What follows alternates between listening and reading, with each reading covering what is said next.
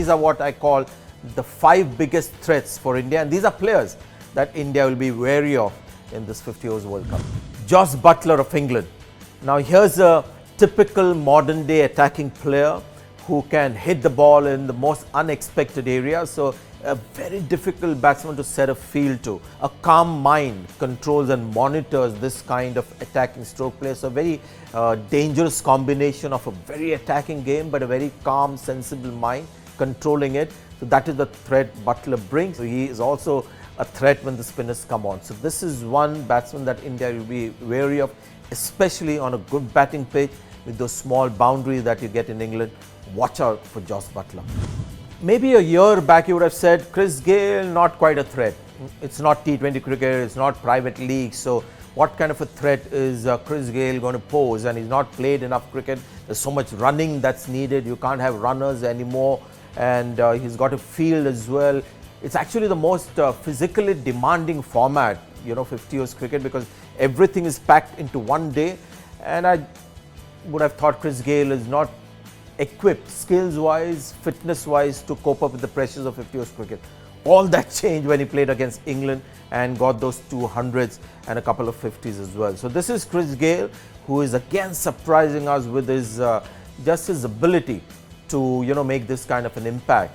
And with people like Chris Gayle, if they get going, there's nothing much you can do. Chris Gayle is not just a T20 tonker. He's also had an extensive test career. He knows how to play in different gears, and if it's his day or night, then watch out India for Chris Gayle, because he can be like Andre Russell was to India in the World T20 at the Wankhede Stadium. Chris Gayle can have that same kind of impact in 50 overs cricket. So not so much Andre Russell, watch out for Chris Gayle, India. We saw in the recently concluded IPL that the moment Kagiso Rabada came into bowl, the level of cricket and the quality of cricket, especially bowling, just went to a new level. You saw excellence of fast bowling when he bowled. Fortunately, or maybe unfortunately for his team, he could bowl only a maximum of 4. But in the 50 overs format, he'll bowl 10 overs. So which means they'll make more use of Rabada.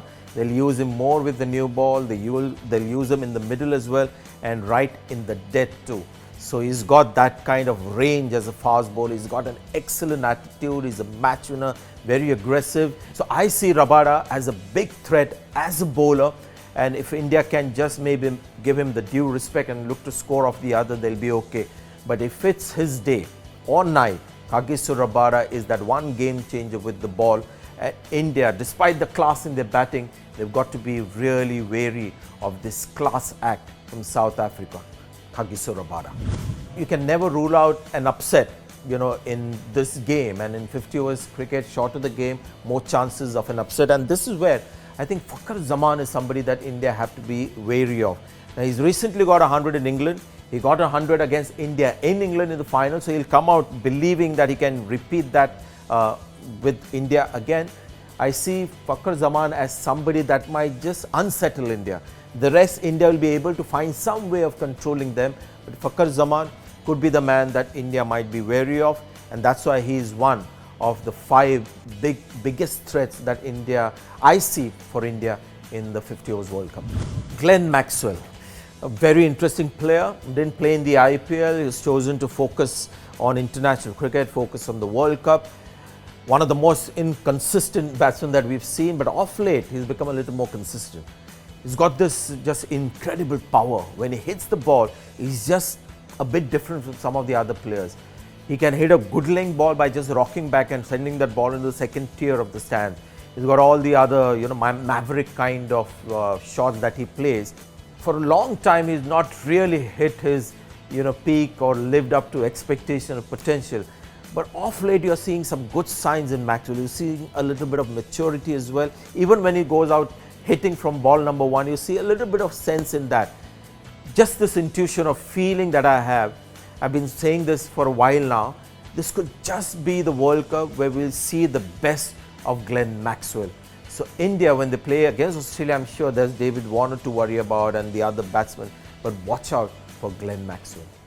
Don't forget to like, share, subscribe and leave your comments in the comment section below. Click on the bell icon for notifications.